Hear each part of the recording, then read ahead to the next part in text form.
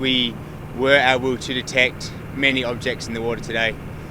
We were able to rule a few out as fishing buoys and fishing nets. However, of interest today, we did encounter an area within approximately 5 nautical miles which included at least 4 orange-coloured objects greater than approximately 2 meters in size each. വിമാനത്തിന്റെ ഭാഗങ്ങളെന്ന് കരുതപ്പെടുന്ന വിവിധ നിറത്തിലുള്ള വസ്തുക്കൾ തുടർച്ചയായി ലഭിക്കുന്നുണ്ടെങ്കിലും 22 ദിവസമായി തുടരുന്ന അന്വേഷണത്തിൽ പുരോഗതിയുണ്ടെന്ന് വിലയിരുത്താറായിട്ടില്ല. എയർക്രാഫ്റ്റുകളും കപ്പലുകളും ഇപ്പോഴും പരിശോധന തുടരുന്നുണ്ട്.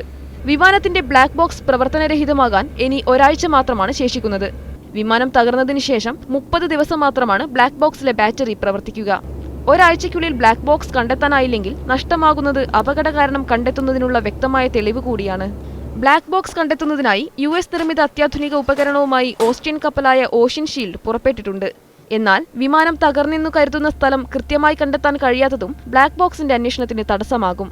ബ്ലാക്ക് ബോക്സ് കണ്ടെത്തൽ എളുപ്പമാകില്ലെന്നും ഇതിന് കൂടുതൽ സമയം വേണ്ടിവരുമെന്നുമാണ് അന്വേഷണ ഉദ്യോഗസ്ഥരുടെ വിലയിരുത്തൽ. ബ്രസീലിന് സമീപം തകർന്ന വിമാനത്തിന്റെ ബ്ലാക്ക് ബോക്സ് കണ്ടെത്താൻ അന്വേഷണ ഉദ്യോഗസ്ഥർക്ക് വേണ്ടിവന്ന സമയം 2 വർഷമാണ്.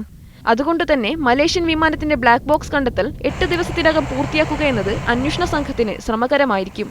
News desk, media 1.